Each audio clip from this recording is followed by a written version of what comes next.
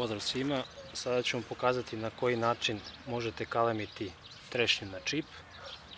Ovdje imam plemke trešnje i izabrat ću jednu od ovih grančica, evo na primjer ova, i kalemit ću ovu podlogu na čip.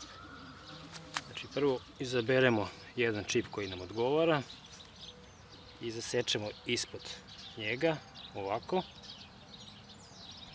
I zatim iznad, znači pod koru, i vučemo ravno.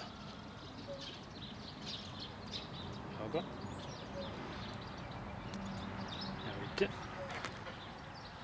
Znači ovo je taj čip. I sada nađemo negdje ravno mjesto na podlozi, evo na primjer ovdje. Zasečemo isto tako, odmerimo otprilike dužinu čipa i sečemo ravno na kori. Zatim ubacimo čip unutra.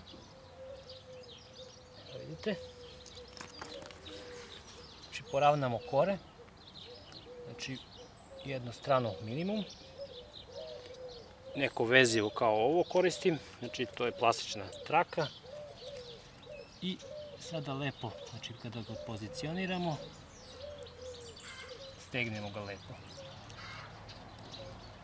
Samo da, znači lepo poravno kore i stegnem čip na mjesto.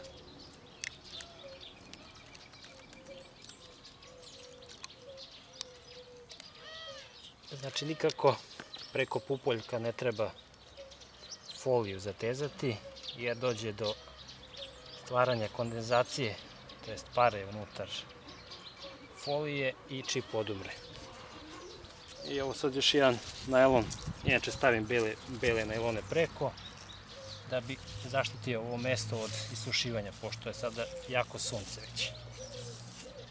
Znači ispod, iznad zamotamo. Ovako.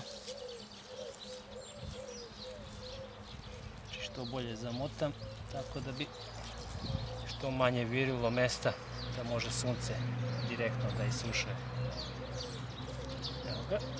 I sada ću prikratiti još ovu podlogu, pošto je dugačka. Prikratit ću je na nekih 4-5 listića ću ostaviti, a ovo drugo sam skinuo da bi pupoljak bolje rastao. Evo da vam pokažem, malo podignem kako izgleda ta podloga kameru.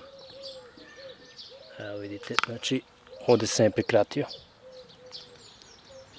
Evo.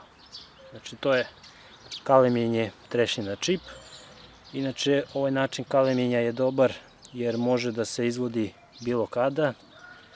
To jest ne mora da kora odvaja se na podlozi, nego možete da radite i po sušnom vremenu, znači kada su velike vrućine.